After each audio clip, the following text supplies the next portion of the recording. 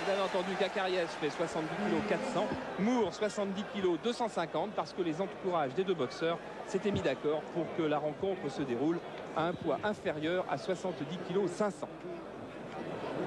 Voilà les deux hommes déjà tête contre tête pour aussi un moment palpitant. Il est presque 10h moins 10. Akariès entame son petit tout double face au plus redoutable adversaire qu'il ait jamais eu, David Moore. Le championnat du monde est au bout.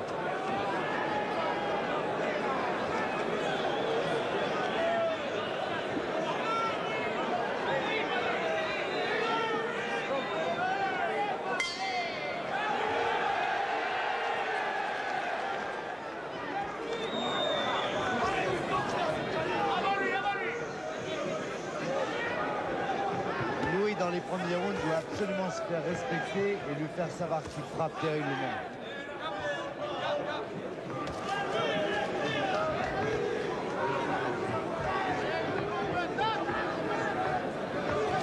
On lui avait dit qu'il prendrait d'entrée le centre du ring et qu'il obligerait Moore à tourner autour de lui. C'est fait.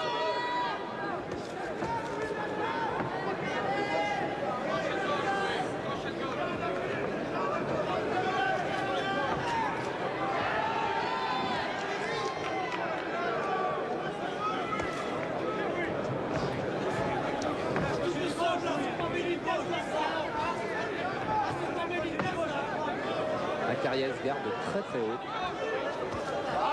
très hermétique et qui guette simplement une ouverture pour lancer son direct du gauche. Il a d'ailleurs fort bien réussi pour le premier, c'est une bonne chose.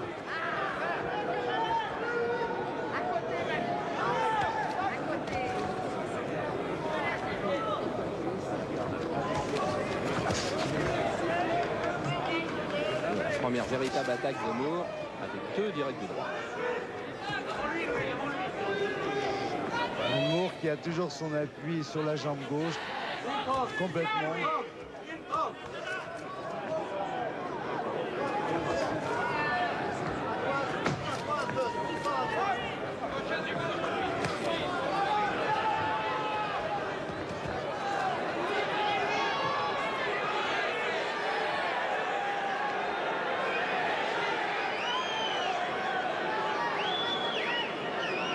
C'est un peu le round d'observation quand même s'il y a des coups de part et d'autre qui sont distribués. Je crois que les deux adversaires se craignent terriblement.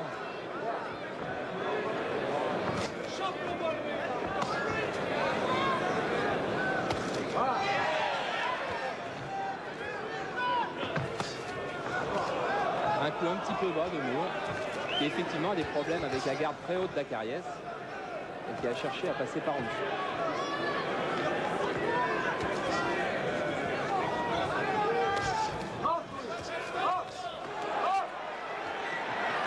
Il ne faudra pas que Louis accepte les coups même dans les gants parce que ça fait mal. Il faut qu'il donne des coups absolument. Comme ce direct du gauche. Et celui-là.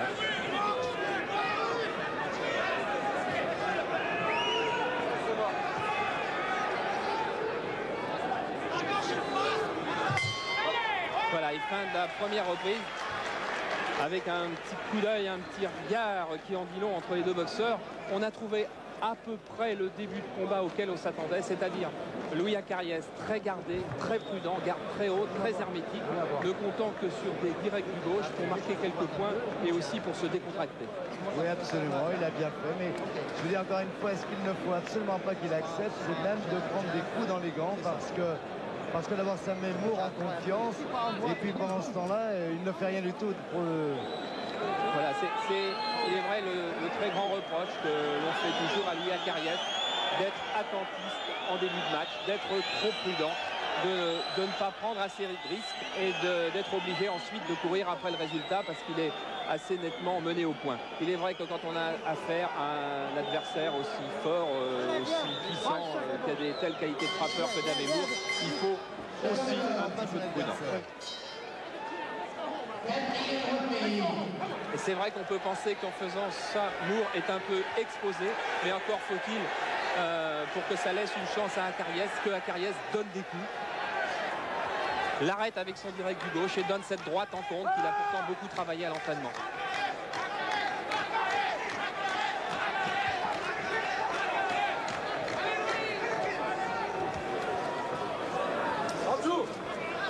Voilà.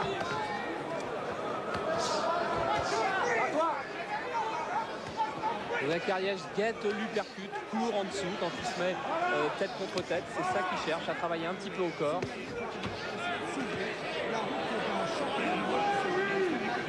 Voilà, on a vu ce petit uppercut du gauche. Celui du droit n'est pas arrivé en revanche. Et voilà encore un uppercut du gauche qui est arrivé.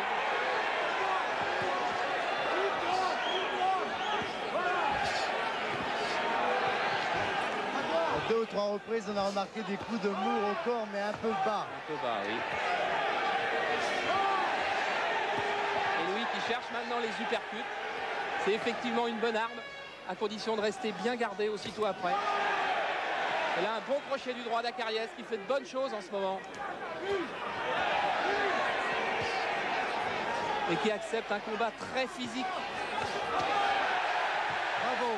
Joli Superbe de gauche. crochet gauche doublé, superbe.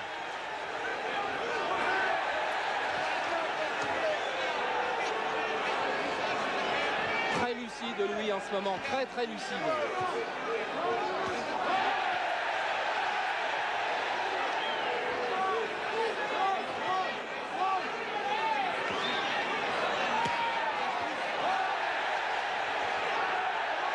Ils travaillent bien tous les deux en ce moment. Et ils se font très très mal tous les deux, je peux vous l'assurer.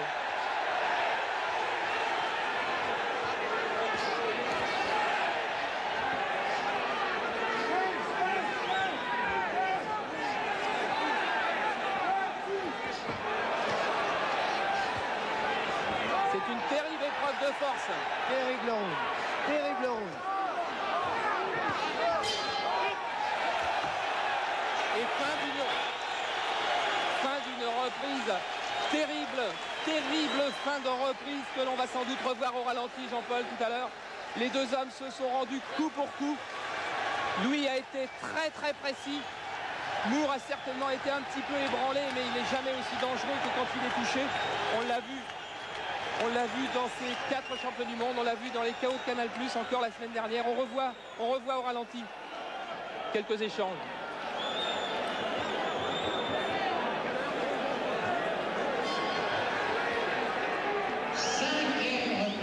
Où les deux hommes repartent à égalité à notre pointage. Pas ou bien. Oui, on a aussi Jean-Claude, on va quand même être d'accord. Disons que pour le moment, Dave Moore n'a en tous les cas pas perdu. Et c'est en tous les cas un très très grand spectacle que nous offrent ces deux professionnels ce soir. Oh, joli crochet gauche en haut. 2. Il faut que Louis enchaîne maintenant.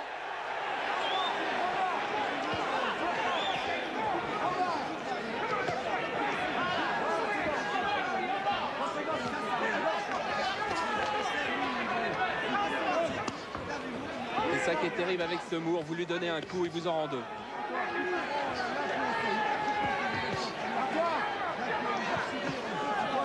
Et encore un coup bas. Louis qui est très très bien. Oh, jolie droite qui est arrivée en bout de course, mais précise. Et encore 2 droites. Attention, c'est peut-être la décision. Moore en difficulté. Il est touché, oui. Il faut que Louis prenne sa distance maintenant.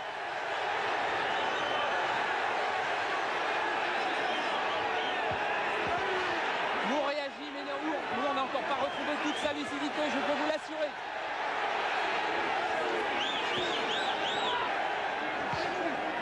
Très bien fait, uppercut gauche à la face, doublé d'un crochet gauche au foie. Oh là, il y a un moment d'énervement en fin de reprise. Vous avez vu Moore qui a donné 2 coups après le gong et Louis qui a essayé de lui en donner un, fou furieux. Et effectivement maintenant Chute Calami qui vient protester auprès de l'arbitre pour les coups bas, qui vient protester aussi pour ce coup après le gong. Et on revoit quelques instants de cette furieuse bataille. Voilà cette droite de Louis Akariès qui a fait reculer Moore de 50 bons centimètres. Huitième reprise. J'ai un petit peu un spécialiste près de moi, Stéphane Ferrara. Qu'est-ce que vous avez comme pointage en ce moment? 5 à 3, c'est-à-dire 2 points d'avance pour Devebourg. Voilà une avance de 2 points pour Stéphane Ferrara, un des derniers adversaires de Louis Acariès, qui pense que Devebourg a 2 points d'avance. Moi j'en ai un gros, encore qui n'est pas trop haut de petit. 2 points c'est beaucoup. À mon avis il y a des plus, mais on ne peut pas donner des points. Oh, jolie droite en compte de la part de Moore, qui a pris Louis en déséquilibre. Mais je crois que ça va.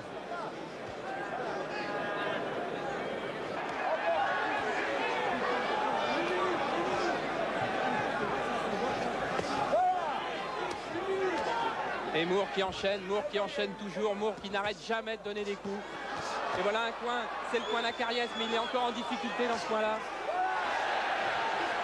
Ah, il a bien contré. Jolie droite. Ah, il avait contré d'un bel uppercut suivi d'une droite qui a arrêté le pressing de Moore. L'arcade de Louis qui a éclaté, malheureusement l'arcade gauche qui a éclaté, ça ne semble pas trop grave. Je le souhaite que ça ne pose pas du tout. Oh, jolie droite! Un peu haute malheureusement, mais qu'elle était belle. Et encore un uppercut du droit derrière. C'est bien ce que fait Louis, mais c'est bien ce que fait Moore.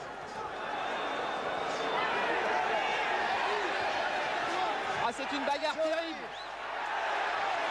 En force tous les deux. Un des deux hommes va céder forcément. Moore qui a encore pris un crochet gauche. Oh, joli. Quelle fin de round. Et vous avez vu le respect dans le geste de Devebourg juste après le coup de gong. Cette petite frappe presque amicale que Devebourg a donnée à Acariès juste après le gong. Maintenant Devebourg respecte Acariès. Ce sont deux grands boxeurs qui s'affrontent devant nous ce soir. Charles? Oui, Roger. Oui, je viens d'aller au-dessus de l'épaule d'un des juges. Et je peux vous dire que juste avant cette reprise que nous venons de voir, il donnait un point d'avance pour Devebourg. 9e reprise. Et Louis Acariès garde donc toutes ses chances. Et en tous les cas, nous offre un spectacle de très très grande qualité ce soir. L'arcade de Louis apparemment est très bien soignée. Je ne pense pas que ce ne sera un handicap pour lui. Ah, il reste 15 secondes. Il faudrait que Louis touche encore en cette fin de reprise. Pour gagner le round, voilà. C'est bien ce qu'il fait. Il est en train de le gagner par la précision de ses coups. Oh, une droite terrible de Moore. Après la fin du gong, après la fin du round, un des amis de Louis qui vient de se précipiter sur le ring. On va avoir une décision. À la fin de cette reprise, il va se passer quelque chose. L'arbitre va ou disqualifier Moore ou compter Louis Acariès, mais je crois qu'on s'en va vers une disqualification de Devebourg. C'est un moment capital, on vient de revoir ce coup de Devebourg qui est, je peux vous l'assurer, absolument après la fin du gong. Louis le repart et a tardé à repartir dans son coin. L'arbitre va voir le juge, il va voir Monsieur S, c'est la disqualification. Je vous le dis avant qu'elle soit prononcée. L'arbitre italien va disqualifier Devebourg. À la fin de cette 9e reprise pour un coup frappé après le gong, Devebourg va être disqualifié. L'arbitre s'est avancé vers ces deux juges, leur a dit un mot. Je suis persuadé qu'il leur a dit disqualification alors que des projectiles pleuvent sur le ring. C'est un dénouement assez incroyable. C'est une surprise que l'on n'attendait pas. Mais déjà, à 2 reprises, Devebourg avait frappé après le gong. Et Louis Acariès, qui est porté par son public, à mon avis, va être proclamé vainqueur. On s'embrasse déjà dans le camp d'Acariès. Louis Acariès avance vers Devebourg pour lui serrer la main. Il y a une confusion assez fantastique sur le ring, c'est bien évident. La décision officielle n'a pas été prononcée, mais l'arbitre italien ne peut pas faire autrement que de disqualifier Devebourg. Louis, une décision normale? Qu'est-ce que vous voulez que je vous dise? Il a tapé après le gong. J'ai vu arriver le coup, mais c'est en fin de course qu'il m'a touché. Mais je pense que je l'aurais foutu en l'air avant la 22. Il était fatigué. D'abord, c'était un réflexe. C'est un réflexe d'homme fatigué ce qu'il a eu lorsqu'on tape après le gong. Écoutez la décision. Voilà, Devebourg disqualifié, Acariès vainqueur. porté en triomphe par ses soigneurs. Quelques sifflets dans la salle, bien sûr, parce que le public aurait espéré une issue un peu plus sportive, une issue un peu plus belle. Mais en tous les cas, on ne peut pas en vouloir à Cariès, qui à coup sûr ce soir n'a pas fait la moindre faute.